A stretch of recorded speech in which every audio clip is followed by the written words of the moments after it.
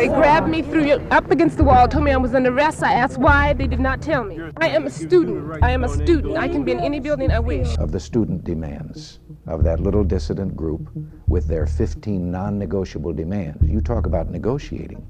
I would call to your attention that the Black Student Union has declared that their demands are non-negotiable. Approved the implementation of Black Studies Department with full faculty power commensurate with that accorded all other departments at the college. Starting in the 2023 to 2024 school year, 200 high schools across the United States, students can take for the first time an advanced placement or AP course in African American Studies that is dedicated solely to the learning about and researching the African diaspora. It is designed to elevate African American history and education. Similar to offerings like Chinese language and culture, European history, and U.S. government and politics AP classes. However, the new pilot program has come under fire and has become a political wedge. Instead, in some states, the course has wandered into a crosshair of a culture war intent on banning all forms of race-conscious and inclusive education. Here on A Matter of Facts, we will look at the origins and founder of African American Studies and how through student protests and strikes, it became part of higher education today. Hey guys, before we start the video, please don't forget to like and subscribe to the channel. One of the early introductions to African American history began in the late 19th century with W.E. Du Bois' doctoral thesis for Harvard University, The Suppression of African Slave Trade to the United States of America in 1896. Among the pioneers in the first half of the 20th century were Carter G. Woodson, Herbert Aptheker, Melvin Herskovits, and Lorenzo Dow Turner. So, what is African American Studies? Board CEO David Coleman and AP African American Studies Director and Program Manager Brandy Waters join us to unveil what's actually in this course that's got everybody talking.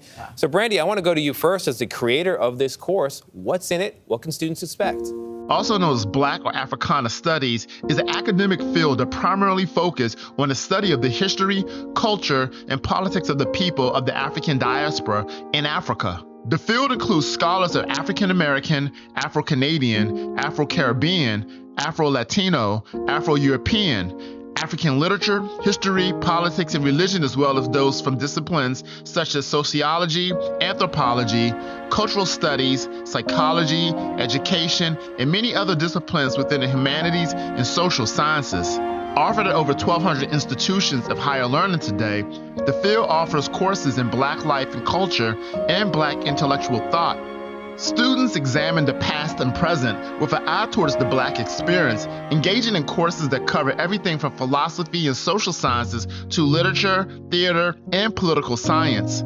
It has been an academic field since the late 1960s, when it arose alongside other fields such as Native American Studies, Asian American Studies, and Gender Studies that explore the experience of historically marginalized groups. They were a response to centuries of higher education that was inaccessible or downright hostile to students of color and women. Most of academia was off limits to students of color throughout the 19th and 20th centuries. As a result, Black communities relied on informal efforts like oral traditions in church and community groups to pass on information about their history and culture. That finally began to change in 1964 when Title VI of the Civil Rights Act banned racial discrimination in federally funded higher education. As a result, the number of students of color attending historically white colleges slowly began to rise.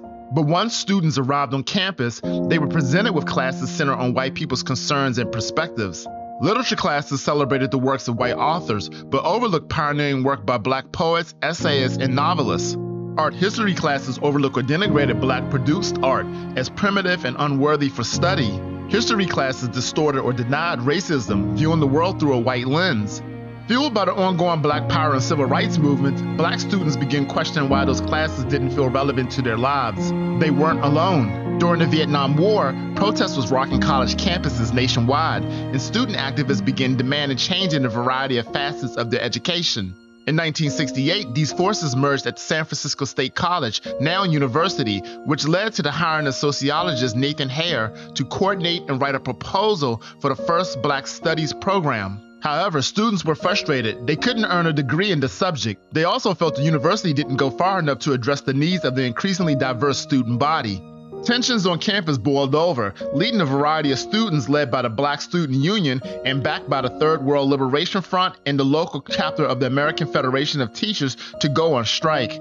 Over 5 months, the longest student strike in American history, the school shut down and the police arrested hundreds of protesters and sometimes violent confrontations. It ended only when the school agreed to open a college of ethnic studies. Subsequently, the push for ethnic studies program at other colleges across the nation was met with backlash. Then president of the American Psychological Association and segregationist Henry E. Garrett wrote that Black history was meager and attributed the desire for Black studies course to Black students' inferior intellect. Even some Black conservatives argued against the idea. In 1969, NAACP head Roy Wilkins threatened his organization would sue any school that created a Black studies program, calling them racially based Jim Crow schools that embodied new forms of segregation. Still, by then, the dam was breaking. By 1970, nearly 1,000 colleges had organized Black study courses, programs, or departments. This ushered in a new phase for the field, with the establishment of journals, the hiring of faculty, and an increase in scholarships. These new fields of study revolutionized academics by looking at African Americans from a different perspective.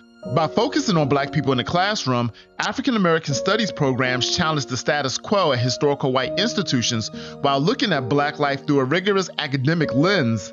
Over the years, the field has matured. Black studies is now a real discipline with a theoretical framework. Nonetheless, many African American studies departments struggle to attain funding and are called upon to perform diversity and inclusion work on campus, especially in the wake of high-profile incidents of police brutality like the 2020 killing of George Floyd. A lot of people talking about this story today. At the center is a course focusing on African American history that the administration of Republican Governor Ron DeSantis may see as another move to infuse critical race theory in high schools. Western News political reporter Greg Fox is here with us to explain. And Greg, first off, critical race theory is not being taught in Florida's public schools. That's exactly right. The idea that laws and social movements are molded and based on conceptions about race and ethnicity is not part of K-12 programs. And frankly, we don't know if it's part of the AP's pilot course because neither the College Board nor the State Department of Education will share that curriculum. Though Black studies is largely accepted in higher education, it's been a battleground in K-12 education. In 2010, Arizona lawmakers banned courses that so-called promoted resentment towards a race or class of people or advocated ethnic solidarity. The law led to its own backlash, however, sparking a growing movement to institute ethnic study classes in K-12 schools nationwide. On January 12, 2023, Florida Governor Ron DeSantis' administration blocked the courses in Florida public schools after he signed the Stop Woke Act, barring schools from teaching race-inclusive education. Despite the ongoing tussles over the program, analysts say that the value is clear.